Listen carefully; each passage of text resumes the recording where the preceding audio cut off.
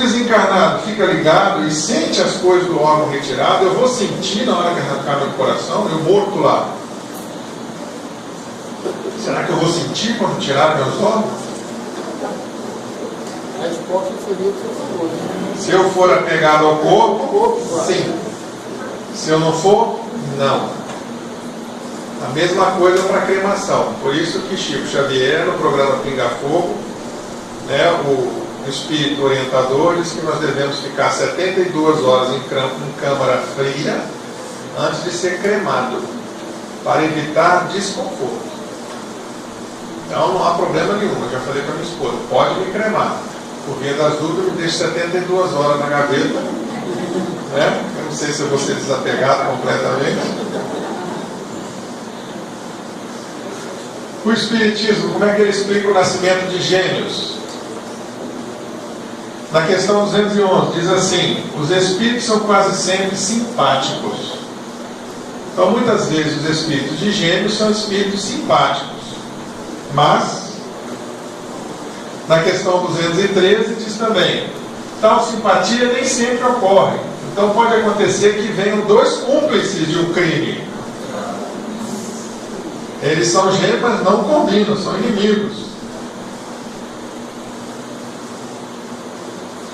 Quais são as causas genéticas dos siameses? Já viram? Aqueles que nascem ligados, né? Às vezes pela cabeça, às vezes a medicina consegue separar, outras vezes não consegue separar. Então está lá, ó. Causa natural: forma rara de defeito congênito, nasce de um único ovo, que se biparte incompletamente. Mas existe a causa espiritual: espíritos inimigos ou cúmplices de longo tempo, ambos devedores. Então você já pensou, você mulher, só uma ideia, que tem aquele marido que lhe atormenta assim, na próxima vida você vem coladinha com ele? Hein? Vocês aprenderam a se dar bem?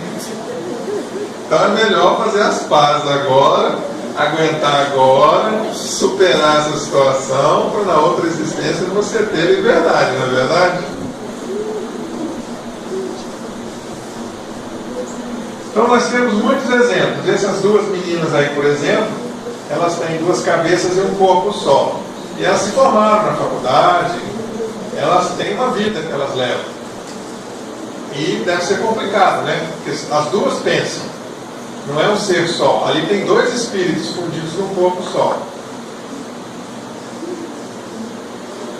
Nós vemos na mitologia indiana, nos deuses indianos, essas deformidades, né? E muitas vezes associada a deuses. Recentemente nasceu uma menina que ela tinha essa deformidade. E aí ela foi considerada uma deusa. E quando operaram ela, para botar ela numa pessoa mais normal, eles acharam ruim. Teve um grupo religioso lá que achou que eles estavam fazendo um sacrilégio de fazer a correção. Passa rápido isso. Essa menina aí. Tá? Então ela nasceu com mais braços e mais pernas do que o normal e fizeram a correção cirúrgica. Nesse caso aí, o outro corpo não tinha espírito. Ela nasceu com o resto embrionário e esse resto embrionário foi retirado. Sobre congelamento de corpos. Então tem gente que paga para ficar congelada após a morte, para ficar esperando uma cura da sua doença. O espírito fica ligado ao corpo ou não? Se essa pessoa é tão preocupada com o corpo, provavelmente o espírito ficará ligado ao corpo ali, circulando, porque o cordão de prata permite uma certa liberdade, assistindo as coisas que estão ali em volta, mas fica preso. Isso é um atraso na evolução espiritual, porque essa vida nossa aqui é passageira. O objetivo nosso é aprender o tempo que a gente está aqui, ir para o mundo espiritual e seguir com um novo corpo, com nova vida, com um novo aprendizado. Não ficar agarrado aqui. As marcas de nascença, que ele até falou, né, do tiro na cabeça, de botar a mão assim e sentir dor. Isso chama-se birth marks, marca de nascença. Algumas crianças nascem com marcas de lesões de vidas passadas. Não é toda mancha, nem toda cicatriz que tem no seu corpo que é uma marca de nascimento, não. Por exemplo, tem um caso nos Estados Unidos que o menino nasceu com defeito na válvula do coração. E ele pequenininho, a mãe foi brigar com ele, e ele virou para a mãe e falou assim: quando eu era seu pai, você não fazia isso comigo. Aí ela tomou um susto. Ele era o espírito do pai dela, reencarnado. O pai dela tinha sido segurança de uma loja, levou um tiro no coração e morreu desse tiro. E a criança nasceu com a lesão na válvula cardíaca no mesmo local onde o pai dela tinha levado o tiro. Como a reencarnação foi muito rápida, a criança guardava a memória da vida anterior. Tem muitos casos na internet sobre isso. Tem um caso de um menino que está excelente, está muito bem documentado.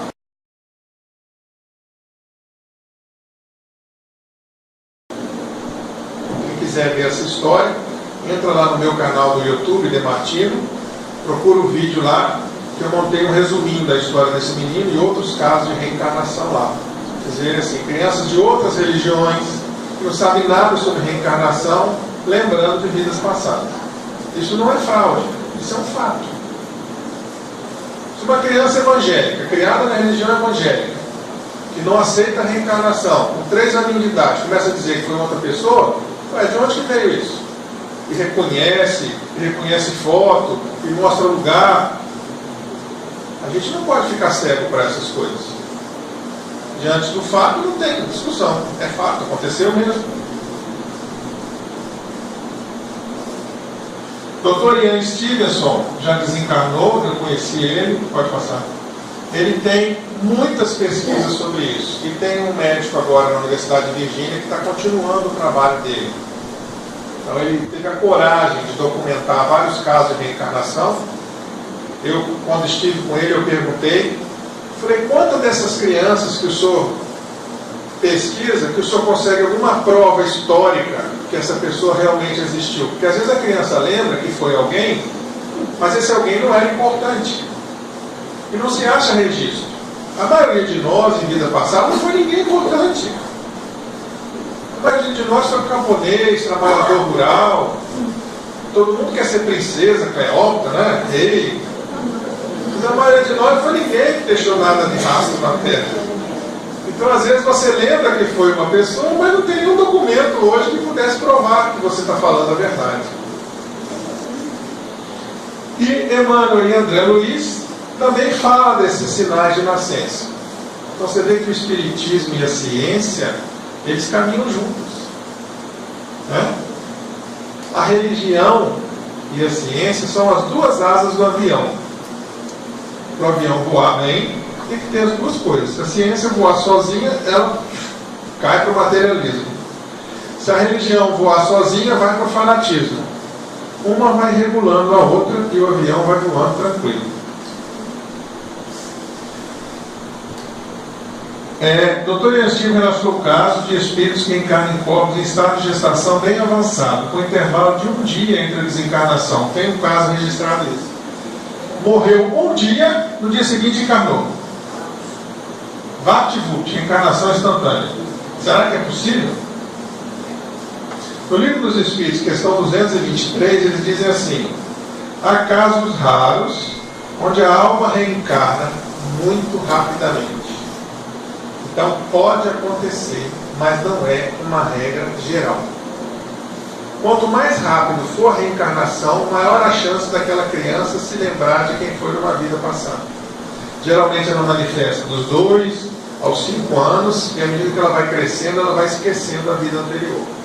Que é o certo, porque senão ela vai ficar presa lá atrás e não vai trabalhar na vida que é a principal, que é a vida de agora. Nossa vida agora é a principal. Essa é a nossa vida mais importante. É aqui que a gente tem que fazer as coisas. Qual é o maior obstáculo para o progresso do ser humano? Qual é? Alguém falou aí? Hein? Orgulho e egoísmo. Essas pessoas que falam que não acreditam em Deus, geralmente são muito orgulhosas e egoístas e não aceitam nada que possa ter mais do que eles.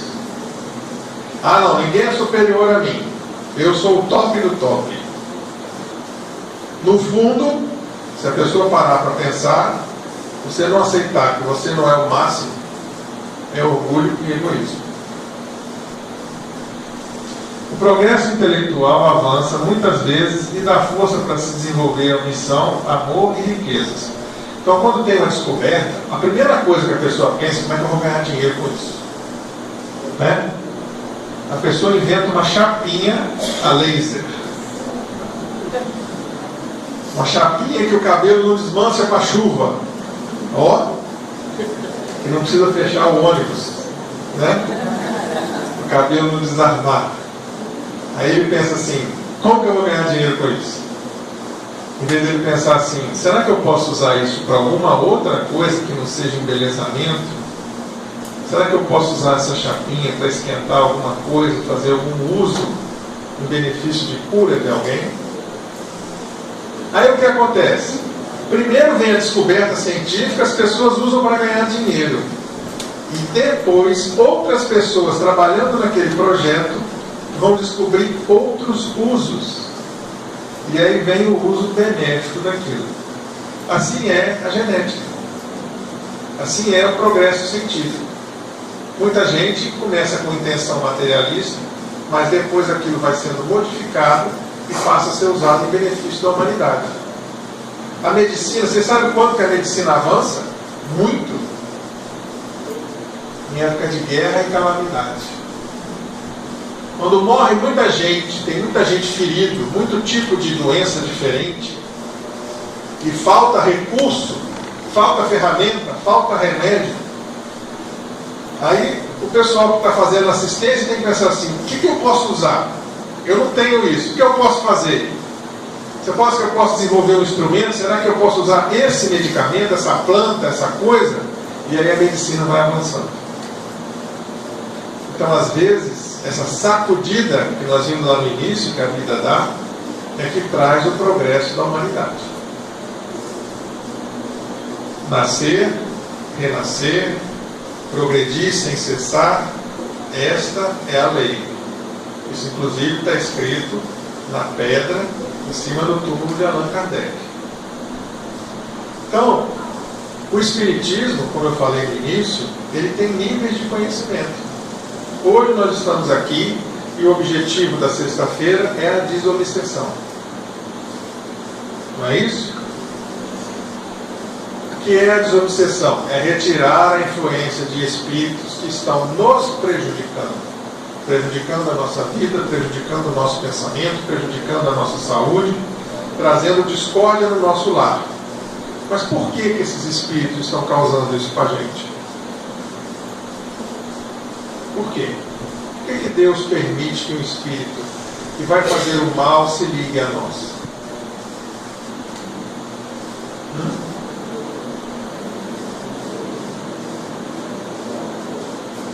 Maldade? Deus é malvado? Para que nós dois possamos evoluir, eu e o Espírito. Eu e esse Espírito temos uma história no passado.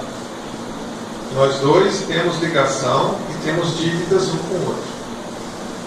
Essa ligação me faz procurar ajuda, me faz pensar, me faz sofrer, me faz crescer. Esse espírito que está me prejudicando também é um espírito que está sofrendo, que está vibrando no mal, que está triste, que foi prejudicado. Então Deus, amoroso, está socorrendo a nós dois, ou pelo menos nos dando a chance de sermos socorridos. Através desse sofrimento nós vamos ter uma busca, e a dor nada mais é do que uma ferramenta. É como se fosse um bisturi. Quando o médico pega um bisturi lá para rasgar uma ferida, não dói, mas a intenção dele não é trazer a cura. Quando a gente leva um filho para vacinar, a injeção não dói, mas essa vacina não vai proteger contra um mal maior. Então o sofrimento que nós estamos passando não é um castigo. Ela é consequência de uma série de atos que nós fizemos por ação ou por omissão, desta vida ou de vidas passadas, mas também é a nossa chance de cura. Eu me lembro de um caso do Chico Xavier, que os pais perderam o filho. E, inconformados com a perda do filho, eles foram buscando, e chegaram ao Chico Xavier. E essa criança fez, com a ajuda, um espírito veio junto com essa criança e fez uma psicografia para os pais. E dizendo assim, mais ou menos, que o bezerrinho da manada entrava no rio e se afogava para que os pais tivessem a coragem de atravessar as águas do rio. Então, a criança nasceu, ia morrer pelas consequências e a programação dela, mas essa criança foi colocada naquela família para que ela provocasse nesse casal a busca da espiritualidade. Então, através da morte do filho, o casal começou a pesquisar, a buscar e conhecer a espiritualidade. Então, acontece muitas vezes na nossa casa, na nossa vida. Às vezes o espírito vai passar, olha, esse menino aqui foi um suicida numa vida passada, ele tem um corpo muito comprometido, ele vai nascer para completar um tempo de vida, ele vai nascer com uma doença física e ele vai morrer aos 17 anos. Então o que nós vamos fazer? A equipe espiritual decide. Vamos fazer nascer daquele casal ali, porque aquele casal ali é muito ligado à matéria, é muito rico, mas não pensa em Deus. E esse filho doente pode provocar uma transformação nessa casa. Através dos tratamentos que eles vão ter condição de fazer, ou não vão ter condição de fazer, eles vão buscar uma série de recursos que podem chegar ao conhecimento espiritual. Então vejam como Deus é perfeito, como a vida é perfeita, como nada acontece por acaso. Só que às vezes a gente não entende. E esse não entender é que mexe conosco. Tem a história de uma mãe que ela estava fazendo ponto de cruz. Sabe o que é ponto de cruz? É um bordado. Se coloca num anel assim, de bambu, um disco assim, aquele pano, bastidor. E a mãe fica fazendo o ponto de cruz ali. E a mãe estava sentada fazendo o ponto de cruz e o filho sentado no chão assim, embaixo nas pernas dela assim. E ele olha e fala assim, mãe, o que você está fazendo? E ela não sabia fazer ponto de cruz direito. O avesso dela era muito ruim. Porque quando a pessoa sabe fazer direito, o avesso fica lindo, E o avesso dela era aquele monte de fio colorido pendurado assim. Aí ela falou, mãe, o que você está fazendo? Vendo aqueles fios pendurados ali no bastidor? Ela falou, eu estou fazendo uma rosa. Eu falei, uma rosa, essa porcaria aí, uma rosa? Não, meu filho, não é daí que olha não. Fica em pé, olha aqui por cima. Aí quando ele olhou por cima, ele olhou lá, aquela rosa linda.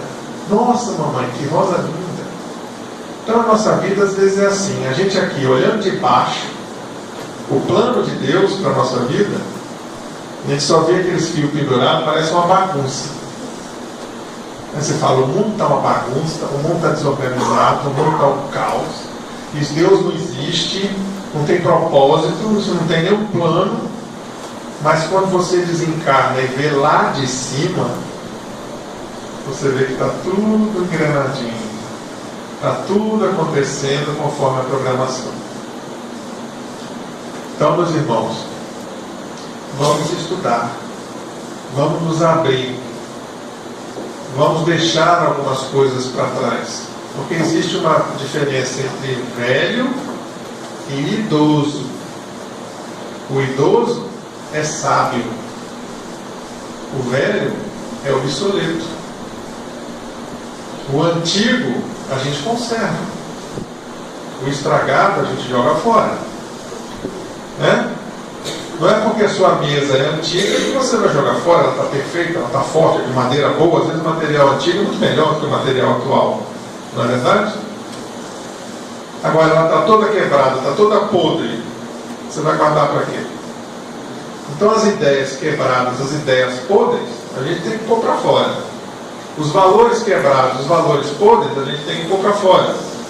A programação de televisão podre, os políticos podres, tudo aquilo que for podre, a gente não pode votar e a gente tem que pôr para fora. Mas as coisas boas, mesmo que sejam antigas, as tradições antigas, as crenças antigas, os valores antigos que são bons, têm que ser mantidos, conservados e ensinados para essa nova geração, mesmo eles não querendo. Então, por exemplo, eu faço vídeos e coloco na internet. Às vezes um vídeo que é um assunto que eu acho assim, puxa vida, consegui fazer um vídeo num assunto muito bom. Você vai lá, tem poucas visualizações. Um sujeito vai lá, pinta a cara de palhaço, faz uma palhaçada, tem bilhões de visualizações. Né? Mas por que eu faço isso? Para que as pessoas tenham acesso ao espiritismo de casa, para que possam ver a palestra conforme queiram, e para que um dia no futuro, os meus filhos, os meus netos, podem assistir o vovô lá, ó. Olha lá meu vovô, falando de espiritismo. Será que ele tinha alguma razão? Vou estudar sobre isso. E aí despertar em alguém a vontade de buscar um pouco mais. Que eu não consigo mudar vocês. Ninguém consegue mudar ninguém. Você é que se muda. Você que deseja fazer a mudança. Por isso que tem gente que é espírita há 50 anos e continua a mesma coisa. Tem gente que entra no centro espírita tem um ano e já faz um progresso enorme. Depende de cada um. O progresso é individual. Mas isso também não é concurso. Vocês viram alguma placa lá? Premiamos no final de ano quem virá espírito de luz? Não? Entrega medalha aqui para quem virá espírito de luz? Não entrega. Então, cada um com seu cada um. Tá? Muito obrigado pela oportunidade de hoje. É sempre uma alegria estar com vocês.